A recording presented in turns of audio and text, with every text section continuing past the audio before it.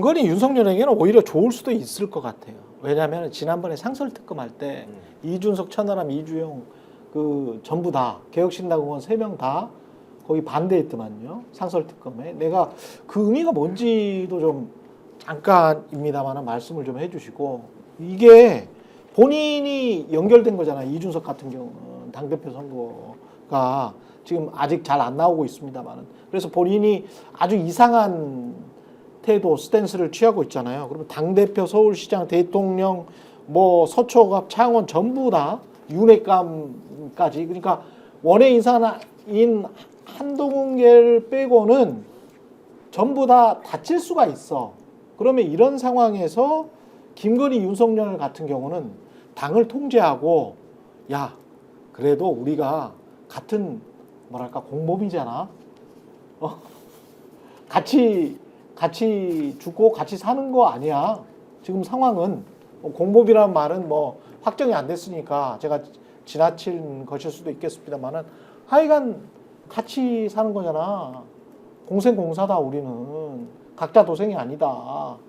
이거 우리 같이 갈 수밖에 없다. 이렇게 이준석까지, 개혁신당까지 이렇게 끌어들이기, 이른바 꼬시기 좋을 것 같아요. 제가 보기에는.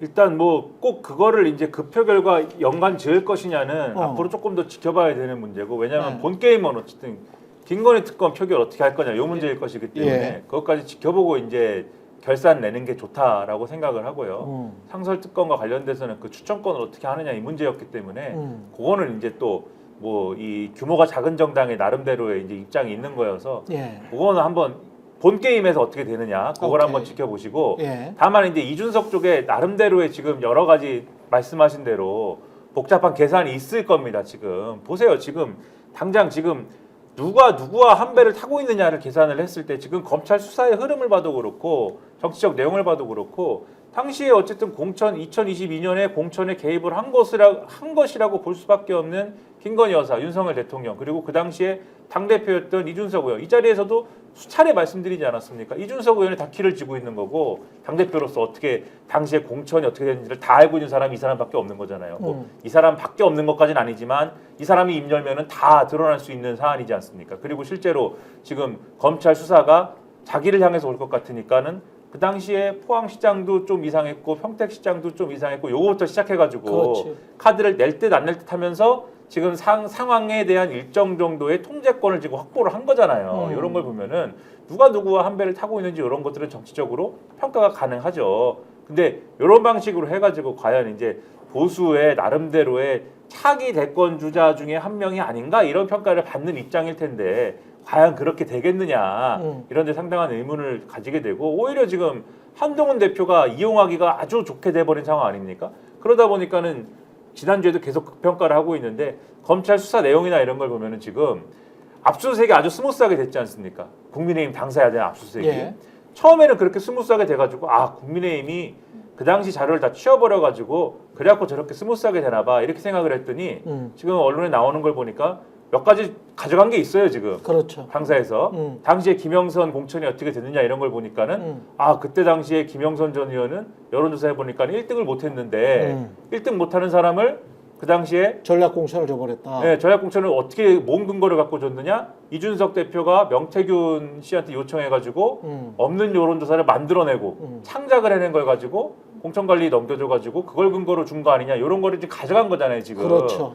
그런 걸 볼 때 한동훈 대표는 요걸 이용해가지고 이준석, 용산 동시에 겨냥하면서 지금 나만 빼고 다 죽게 생겼네? 그럼 나는 요걸 이용해가지고 나는 여기서 당원 게시판 논란 이런 걸로 공격받고 있는데 나 혼자 살아야겠다. 이렇게 가는 것처럼 보이는데 이게 다 뭐냐 이거죠. 이게 다 이 명태균 이슈 이런 걸로 보수가 정말 잘못했습니다. 거듭나겠습니다. 이래도 모자랄 판에 이게 다 뭐냐. 이런 판을 만들고 있는 것 자체가 다 망하게 될 것이다 라고 저는 보입니다. 저도 이준석은 제가 볼 때 도대체 이해가 안 되는 잔머리를 쓰고 있는 것 같아요. 그러니까 상설특검 반대도 뭐냐면 추천권이 동일 의석수일 때는 연장자 순으로 해야 되는데 그럼 우리 다 배제하자는 거 아니냐?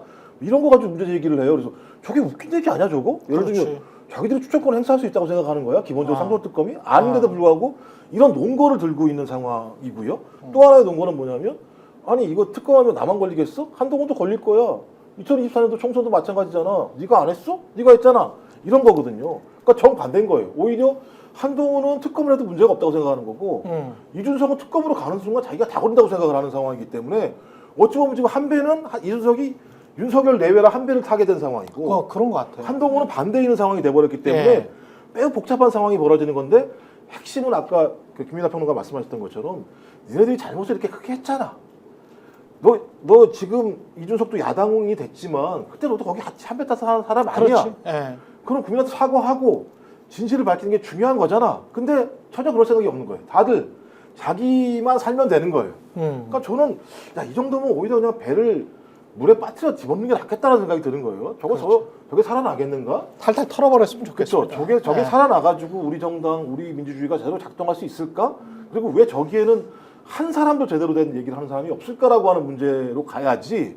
이거 예를 들면 야 이준석이 왜 저렇게 얘기했을까? 한동훈이 저렇게 얘기했을까의 문제가 아니라 보수 전체가 저렇게 괴멸적으로 갈 만큼 마구 비도덕하고 몰상식하게 3년 동안 자기 권력 이익몰이를 했다라고 하는 것이 핵심인 거죠. 제가 볼 때 지금 상황에서는. 그러니까 사실 한동훈 대표 최근에 하고 있는 발언이나 문제를 대하는 태도를 보면 그 이준석 의원하고의 차이가 문제 있었을 때 현역이었던 사람, 손에 핀 묻힌 사람이 누구냐의 차이밖에 없는 거 아닌가? 본인은 그 당시 현장에 없었기 때문에 예. 피해 나간 것이고 그런 거 아닌가라는 생각이 들고 특검 반대, 상설 특검 반대하면서 이 연장자라면은 우리 당이 분리해서 안 된다라고 이준석 의원이 얘기한 거는 저는 당시에는 굉장히 본인은 사실은 특검을 반대하고 무산시키고 싶은 것이 속내이면서 갑작스럽게 청년 이미지를 갖고 와서 분리할 때만 청년, 분리할 때만 본인이 젊은 정당이다 주장하시잖아요. 네. 그런 꼼수를 쓴 것이다 이렇게 생각이 들었어요. 근데 그러면 안 되죠. 실체를 밝혀야 될 거 아닙니까? 아까도 얘기했지만 그러니까. 당원들이 지금 얼마나 분노하고 네. 국민들이 지금 빼앗긴 표가 있는데 실체를 밝히는데 도와야죠. 이준석 의원도 그렇고 한동훈 대표도 잔머리 쓰는 게 다 보여. 근데 본인들은 안 보인다라고 생각하나 봐. 예, 그거는 상당히 간표 요인이 될 겁니다. 그리고 이미 상당히 많이 정감이가 떨어진 사람들도 굉장히 많아요. 예, 이른바 이제 결국은 본인들도 늘 주장하잖아요. 중도에서 표를 얻어야 된다고. 근데 지금 중도에서 한동훈과 이준석을 얼마나 신뢰할까? 예, 그런 생각이 또 드네요. 좀 워낙 뭐 거짓말들을 계속 그렇지. 거짓말이 반복되기 때문에 그러니까 대통령부터 시작해서 모두가 다 지금 거짓말로 이 상황을 넘어갈 수 있다고 생각하는 거잖아요. 그러니까 대통령이 거부권만 계속 행사하면 우리 108명 중에 101명만 지키면 한동훈만 찍소리 못하게 하면 이준석은 우리 도와줄 거니까 전 이런 식의 방식으로 그러니까. 위기를 넘어가려고 하는 이런 구도를 국민들이 봐줄 거다? 전 그렇지 않을 거라 생각이 들어요. 예. 스픽스가 말하는 언론입니다. 대세는 유튜브, 그중에서 스픽스. 좋아요, 댓글, 구독, 알림 설정. 여러분이 저희를 사랑해 주시고 우리가 여러분을 사랑하는 4가지 방법입니다.